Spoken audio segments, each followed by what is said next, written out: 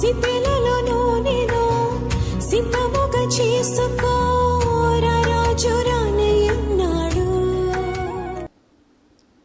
కొన్నిసార్లు మా ప్రార్థనలో మా బిడ్డలన్నా ప్రక్కన పెడుతున్నాం, కానీ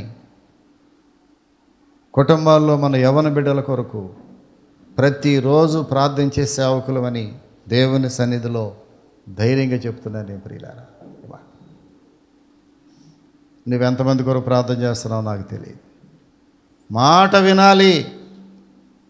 నీ కొరకు కన్నీరు గార్చే సేవకుల మాటకు విలువివ్వాలి. నీ బిడ్డల కొరకు బాధ్యతాయుతంగా ప్రార్థన చేసే దైవజనుల యొక్క మాట నీవు వినకపోతే ఎవరి మాట వింటావు? నీవు ఎవరి మాట వింటావమ్మా? వాక్యం సూటిగా మాట్లాడుతుంది. ఎవరి మాట వింటావు నీవు? పనికిమాలిన వాళ్ళ మాటలు, పనికిమాలిన వారి యొక్క ఆలోచనలు ఆలోచించి కుటుంబాలను పాడు చేసుకుంటున్నావు. ఎవరి ఆలోచనలు వింటున్నావు నీవు? ఎవరికి నీ బాధలు చెబుతున్నావు? ఎవరికి నీ కుటుంబ విషయాలను విన్నవించుకుంటున్నావు? నాకు తెలియదు. నీవు ఎవరు చెప్పాలి తెలిసినా? మొదటగా దేవునికి, తర్వాత దైవజనులకు చెప్పాలి. కొంతమంది ఎన్ని సీక్రెట్లో పాస్టర్ గారికి తెలియకూడదండి. ఎవరికి? మా ఇంట్లో కొన్ని విషయాలండి పాస్టర్ గారికి తెలియకూడదండి. అయ్యా దాసుకో, దాసుకోమ్మా. ఎవరికి తెలియకూడదు? పొరపాటు పడుతున్నావు, చాలా రాంగ్ స్టెప్ వేస్తున్నావు. నీ సమస్యలు పాస్టర్ గారికి తెలియాలి. నువ్వు సీక్రెట్స్ అలాగ దాచి ఉంచితే ఆ సీక్రెట్స్ అలా కడుపులో దాచి ఉంటాయి ప్రియులారా. అవి పెరిగి పెద్ద అయిపోతాయి. నీ వల్ల కాదు. పరిష్కారం నీ చేతుల్లో ఉండదు. దైవజనులకు చెప్పండి సమస్యలను. అయ్యా నా కుటుంబంలో ఈ సమస్య ఉంది, నా బిడ్డలు ఈ విధంగా మాట వింటం లేదు. చెప్తున్నారా? బిడ్డలు మాట వింటం లేదని ఎవరైనా దైవజనులకు చెప్పి ప్రార్థన చేయించుకుంటున్నారా? సీక్రెటా ఇది? బిడ్డలు మాట వినకపోవటం సీక్రెటా? నా బిడ్డల విషయంలో బహిరంగంగా చెప్పగలను నేను. కొన్నిసార్లు నా బిడ్డల మాట వినకపోతే డైరెక్ట్గా చెప్తాను నేను. నా పిల్లాడు, నా పెద్దాడు లేదా చిన్నాడు మాట వింటలేదండి. సూర్యనారాయణ గారికి చెప్పేవాడిని, నా పిల్లల మాట వింటలేదయ్యా. అమ్మ ప్రార్థన చేసి, అయ్యా పిల్లల్ని కంట్రోల్ చేయి. సినిమాలు చూడలేదు కానీ, రోడ్ల మీద తిరిగేవాళ్ళు కాదు కానీ, మాట వినకపోతే నేరుగా నేను దైవజనుడికి వెళ్ళి చెప్పేవాడిని, అయ్యా నాయన నా పిల్లలు మాట వింటలేదు. చెప్పగలుగుతున్నావా? సీక్రెట్గా ఉంచుతున్నావా? జాగ్రత్త. కుటుంబాన్ని కట్టుకునే విషయంలో తల్లికి జ్ఞానం కావాలి. ఏ సినిమాలు చూస్తే వస్తుంది జ్ఞానం నీకు? ఏ పనికి మాలిన సీరియల్స్ చూస్తే జ్ఞానం వస్తుంది నీకు? దేవుని యందలి భయభక్తులు జ్ఞానమునకు మూలము. దేవుని యొక్క వాక్యం ఇది. దేవుని యందలి భయభక్తులే జ్ఞానమునకు మూలము.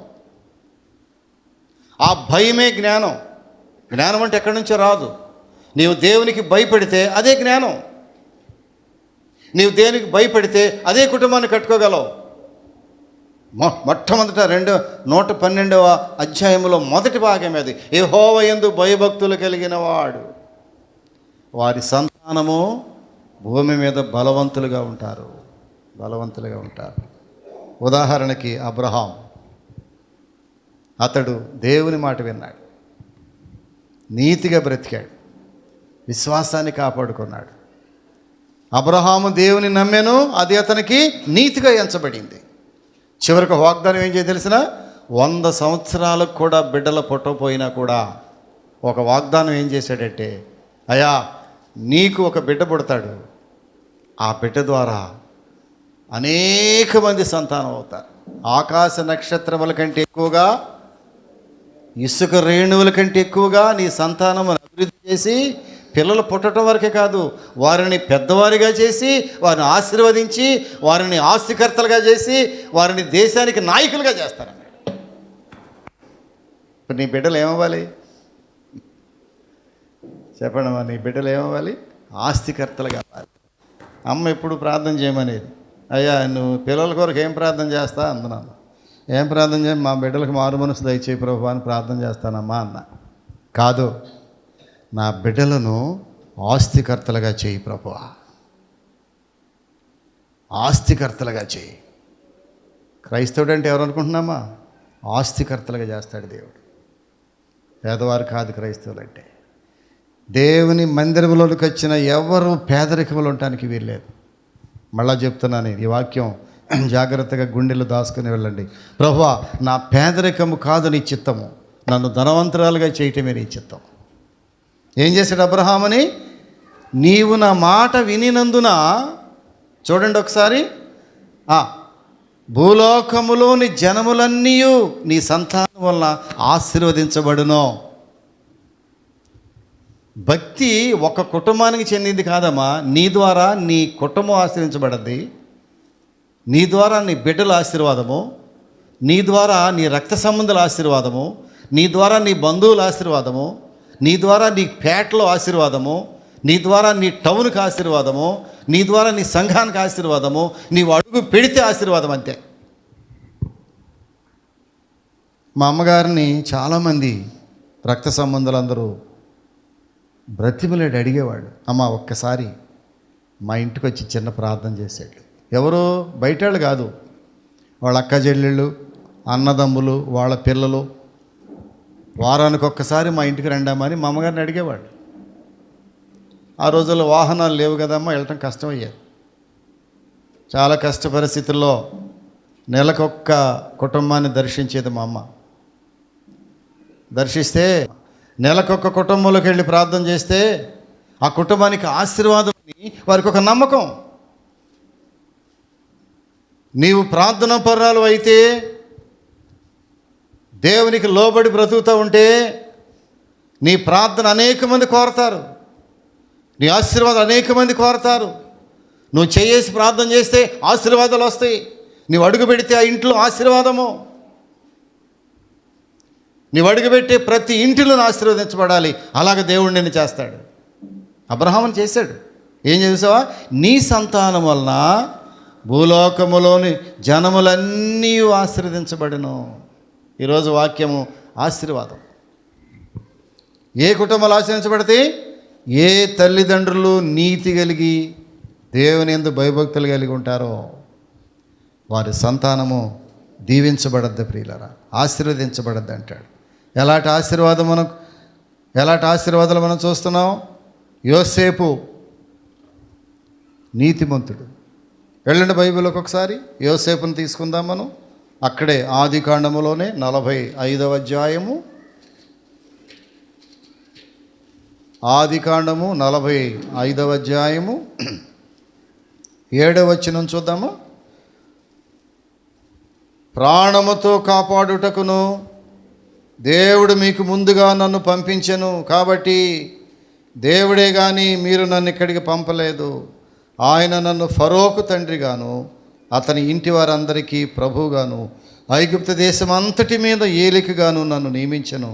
మీరు త్వరగా నా తండ్రి యొద్దకు వెళ్ళి అతనితో, నీ కుమారుడైన యోసేపు దేవుడు నన్ను ఐగుప్తు దేశం అంతటికి ప్రభువుగా నియమించిన నా యొద్దకు రమ్ము, అక్కడ ఉండవద్దు, నీ గోషెను దేశమందు నివసించదవు.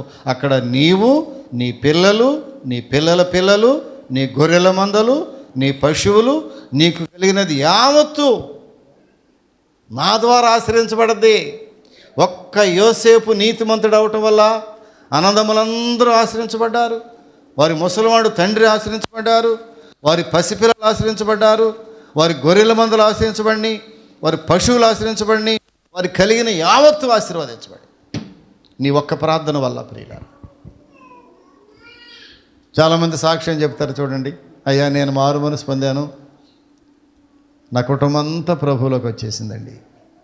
రాత్రి నేను ప్రార్థన చేయించా మీలో కొంతమందితో, ప్రభువా మొట్టమొదటగా నా కుటుంబము మారు మనసు పొందాలి, నా తల్లిదండ్రులు మారు మనసు పొందాలి, నా అన్నదమ్ములు మారు మనసు దేవుని తెలుసుకోవాలి. నీ కుటుంబం అంతా పరలోక రాజ్యాన్ని సిద్ధపరుస్తాడు దేవుడు.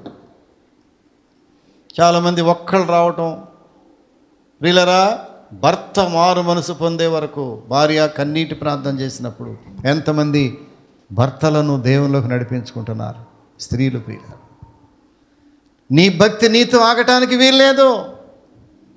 యోసేపు మాట్లాడుతున్నాడు. యోసేపు యొక్క భక్తి వారి తల్లిదండ్రులు, వారి పిల్లలు, వారి గొర్రెమందలు, వారి పశువులు, వారి కలిగినది యావత్తు కూడా యోసేపు నీతి వలన ఆశీర్వాదం పొందారు. నీవు నీ రక్త సంబంధులకు ఆశీర్వాదకరంగా ఉండగలుగుతున్నావా? నీ భక్తి నీ తదనంతరము నీ బిడ్డలకు ఆశీర్వాదకరంగా ఉంటుందా? నీ భక్తి చేత నీ బిడ్డలకు ఆశీర్వాదాన్ని విడిచిపెడుతున్నావా? కొంతమంది మరణిస్తూ తల్లిదండ్రులు చెప్తారు దగ్గరికి తీసి, అయ్యా వెళ్ళిపోతున్నారు అయ్యా, నీకోసం సూర్యులు అద్దాసాను చూడయ్యా, ఆ సూర్యులో మూట కట్టాను చూడయ్యా, పలానా చోట పొలం కొన్నానయ్యా, దాన్ని జాగ్రత్తగా చేసుకో అయ్యా. కొంతమంది తల్లిదండ్రులు అప్పులు విడిచిపెట్టి వెళుతున్నారు పిల్లలకి. ఈ మధ్య ఒక మా రెవెన్యూలో ఒక ఉన్నతమైన స్థాయిలో ఉన్న ఒక ఆఫీసరు, అతడు మరణపు అంచులో ఉన్నప్పుడు నాకు కబురు చేస్తే వెళ్ళాను. ప్రియులారా,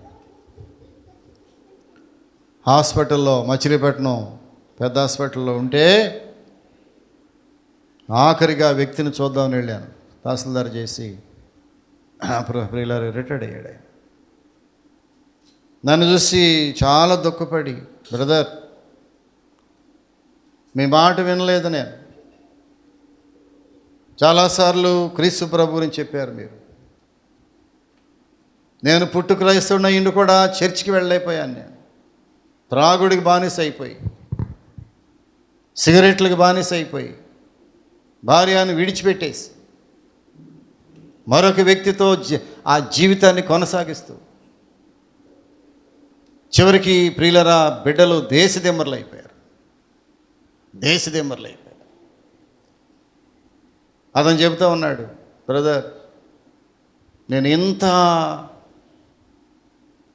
జిల్లా క్యాడర్లో ఉద్యోగం చేసి ఆఫీసర్గా నేను నా బిడ్డలకి మిగిల్చింది ఏంటో తెలిసిన అప్పులు మిగిల్చి వెళ్ళిపోతున్నాను. నేను చేసిన అప్పులన్నీ ఇప్పుడు నా బిడ్డలు కట్టాలి. వారికి ఆస్తి ఇవ్వటానికి బదులుగా వారికి అప్పులు ఇచ్చి వెళ్ళిపోతున్నాను నేను. అలాంటి తల్లిదండ్రులు ఎంతమంది ఉన్నారు? బిడ్డల కొరకు తండ్రులే ఆస్తులు సంపాదించాలన్నది బైబిల్లో. బిడ్డల కొరకు తండ్రులే ఆస్తులు సంపాదించాలి, సమకూర్చాలి. ప్రియులారా, ఆస్తి సంపాదించాలి. నీ బిడ్డలను ఆస్తికర్తలుగా చేస్తాడు దేవుడు. నీవు సంపాదిస్తే రాదది. దేవుని యొక్క అనుగ్రహం నీ బిడ్డల మీదకి రావాలి. అది రావాలంటే నీ భయభక్తులు కావాలి. చూడండి దానికి ఎంత కనెక్షన్ ఉంటుందో. నీ బిడ్డలు ఆస్తికర్తలుగా ఉండాలంటే నీ భయము నీ భక్తి దేవుని ఎడల కావాలి. అది విస్మరిస్తే నీ బిడ్డలకు ఆస్తులు కాదు కదా, అప్పులు మిగిల్చి వెళ్ళిపోతావు. ఎలాంటి తల్లివిగా ఉన్నావు నీవు ఉదయకాల సమయంలో? ఎలాంటి తండ్రిగా ఉన్నావు నీవు? నీ బిడ్డలకు ఆస్తిని సంపాదించే ఒక ఘనమైన తండ్రిగా ఉన్నావా? నీ బిడ్డలకు ఆస్తిని సంపాదించే ఒక ఘనురాలైన తల్లిగా ఉన్నావా? కొంతమంది తల్లిదండ్రులు ఎందుకు బ్రతుకుతున్నారో తెలియదు, ఎందుకు వారి జీవితాన్ని కొనసాగిస్తున్నారో తెలియదు. వారి బిడ్డలకు ఆశీర్వాదం లేదు, వారి గృహానికి ఆశీర్వాదం లేదు, వారి వల్ల వారి సంఘానికి ఆశీర్వాదం లేదు, వారి రక్త సంబంధులకు ఆశీర్వాదం లేదు, వారి తల్లిదండ్రులకు ఆశీర్వాదం లేదు. ఎక్కడికి వెళ్ళినా శాపగ్రస్తమైన జీవితాలు. ఎందుకు బ్రతుకుతున్నారో తెలియదు. జాగ్రత్త. యెహోవా యందు భయభక్తులు కలిగిన వారి సంతానము వారి తదనంతరము ఆశీర్వదించబడద్ది. వారి తదనంతరము బైబిల్లో ఉంది, వారి తదనంతరము ఆశీర్వాదం, వారి తదనంతరము ఆస్తికర్తలుగా ఉంటారు. ఆస్తి సంపాదించడం కాదు, నీతిని సంపాదించు, భయభక్తులు సంపాదించు. యోసేపు ఏం చేశాడు తెలిసిన? ఒక్కడు నీతిమంతుడిగా ఉన్నప్పుడు 11 మంది అన్నదమ్ములకు ఆశీర్వాదకరంగా ఉన్నాడు. అన్నదమ్ములు ఒకసారి కొట్టారు అతను కదా, యోసేపుని కొట్టారు. సొంత అన్నలే, చెప్పండి, సొంత అన్నలే యోసేపును కొట్టారు. చంపడానికి ప్రయత్నం చేశారు, ఓ రకంగా చంపేశారు కూడా, గోతులో పడేశారు. అలాంటి అన్నలకు ఆశీర్వాదకరంగా మిగిలాడు తమ్ముడు. ఏ తమ్ముడినైతే చంపటానికి ప్రయత్నం చేశారు అన్నలు, ఆ తమ్ముడే తన యొక్క నీతివంతమైన జీవితం ద్వారా అన్నల ఆశీర్వాదానికి కారకుడయ్యాడు. తండ్రి వృద్ధాప్యములో తండ్రిని పోషించే కుమారుడిగా మిగిలాడు. ఆ రాజ్యములో కరువు వచ్చినప్పుడు రాజ్యమును ఆ ధనధాన్యములతో నింపేటటువంటి ఒక నీతివంతుడిగా యోసేపుని దేవుడు వాడుకున్నాడు. ప్రియుల, నువ్వెలా ఉన్నావు? నీ కుటుంబానికి నీ ప్రార్థన వల్ల నీ బిడ్డలు ఆశీర్వదించబడుతున్నారా? లేకపోతే నీ లేజినెస్ వల్ల, చెప్పండి, నీ సోమరితనం వల్ల నీ బిడ్డలు పేదవారిగా మిగిలిపోతున్నారేమో?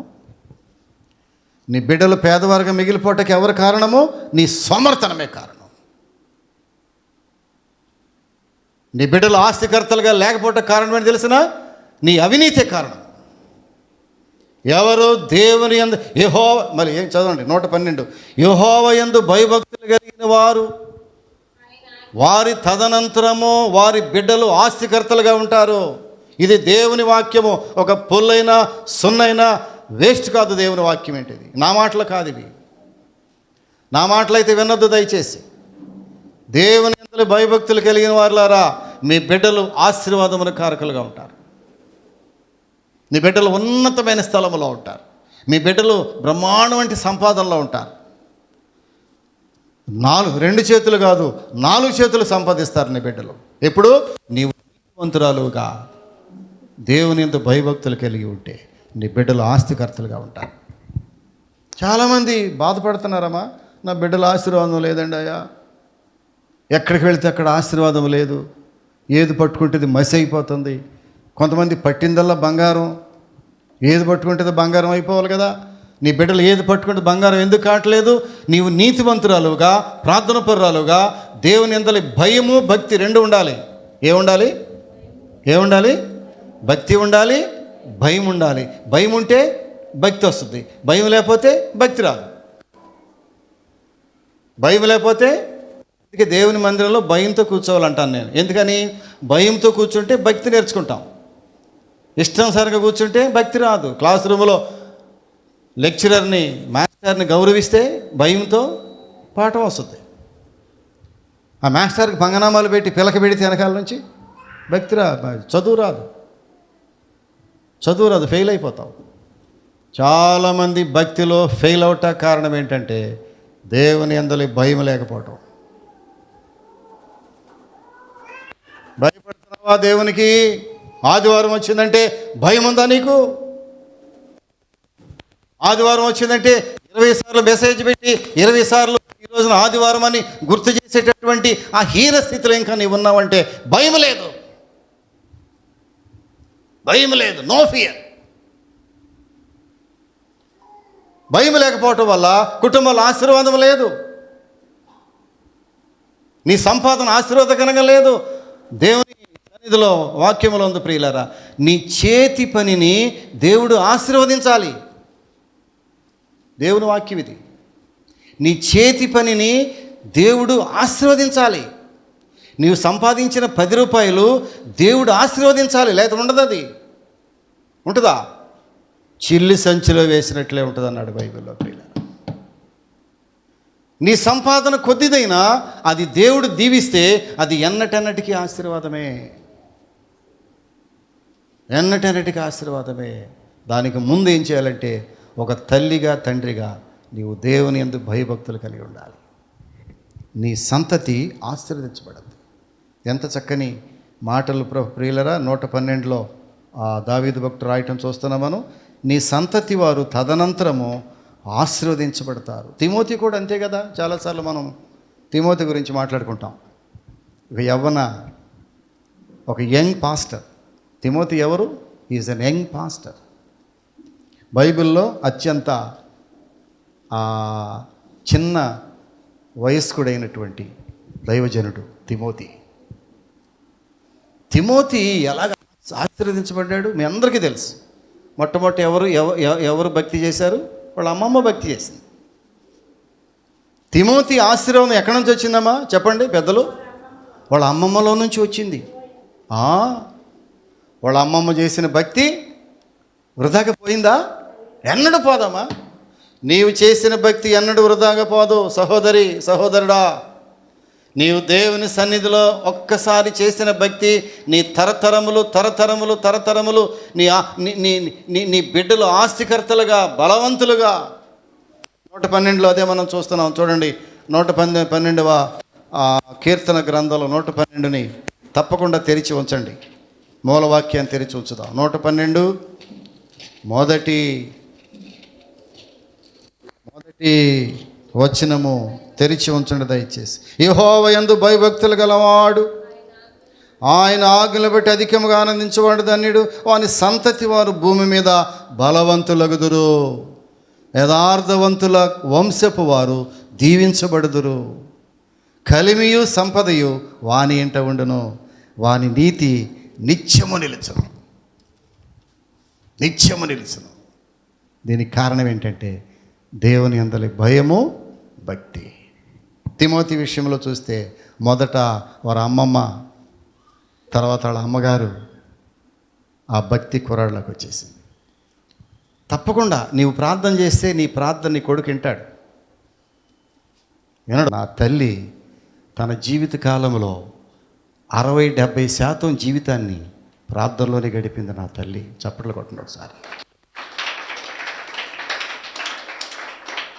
తన జీవిత కాలంలో మా అమ్మ మారు మనసు పొందిన తర్వాత తన జీవితంలో అధిక భాగము ప్రార్థనలో గడిపిన తల్లి. ఎవరైనా చెప్తారు ఆమె గురించి, నా కొడుకు నేను కాదు. మా గ్రామాల్లో ఎవరినైనా చెప్పండి, కొమ్ముగూరు జయమణి గారు ఎలా ఉంటారంటే ఆమె ప్రార్థన పరురాలు. ఆ ప్రార్థనే నెక్స్ట్ తరంలో మా మీదకి వచ్చింది. అది మా అమ్మ చేసిన ప్రార్థన ఈరోజు నా ఫలములు అమ్మ మేము కాదు, మా కొడుకులే కాదు, వారికి చెందిన సంతానం ఉందే, పిల్లలు, చిన్న చిన్న పిల్లలు. మాకు 5 పిల్లలు ఉన్నారు, చిన్న చంటి పిల్లలు. వారు అనుభవిస్తున్నారు. ఏంటది? నా తల్లి చేసిన ప్రార్థన. మళ్ళీ గట్టిగా చప్పట్లు కొట్టాలి. యథార్థవంతుల వంశపు వారు దీవించబడుదురు. దేవుని వాక్యం ఇది. అంతవరకేనా? కలిమియు సంపదయు వారి సొంతం, అంతే. నువ్వు ప్రార్థన చేయి, నీ బిడ్డలు ధనవంతులు అవుతారు. సవాలుకరమైన వాక్యం ఇది. ప్రార్థనా పర్రాలైనటువంటి బిడ్డలు ఎన్నడూ పేదవారుగా లేరు ప్రపంచంలో. బైబిల్ తీసి చదవండి ఎవరన్నా మీరు. ఈ లోకరీత్యా చూసుకోండి మీరు.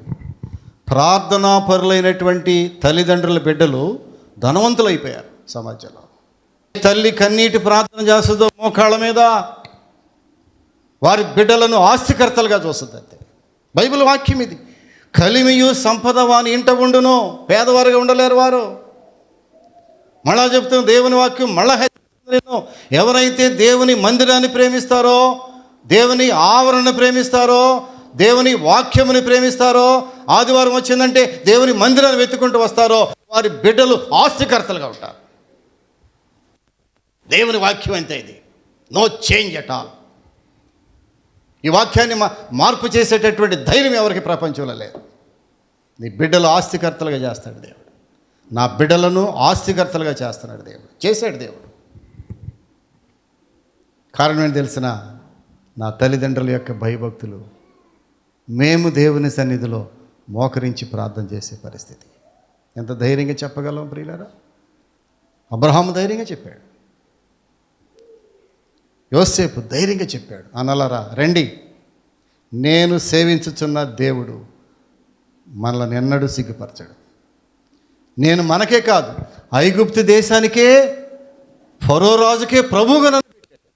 బైబిల్ చదవండి ఇంటికి వెళ్ళి. ఫరో రాజుకు నన్ను ప్రభువుగా నిలబెట్టాడు దేవుడు. నన్ను మామూలు విషయమా?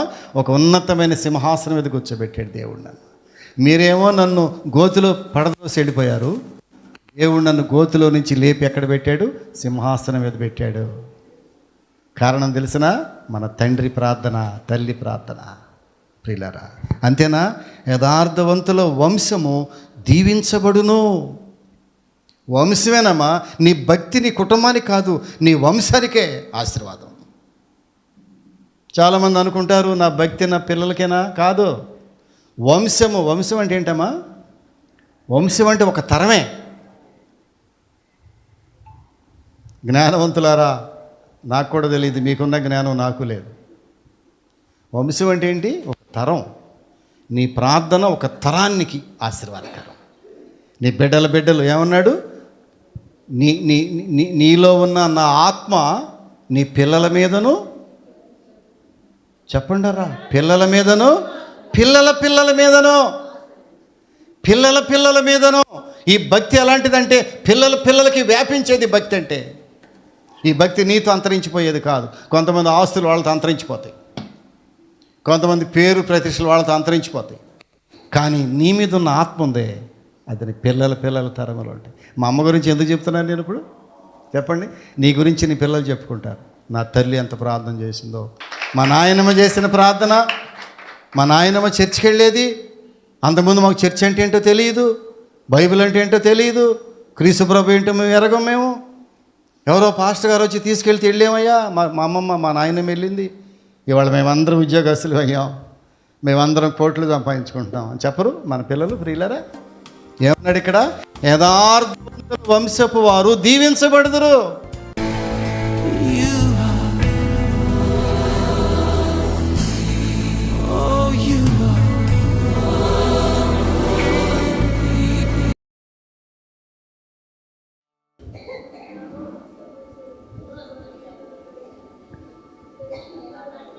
పరిశుద్ధుడా, ప్రేమ కలిగిన మా పరలోకపు తండ్రి,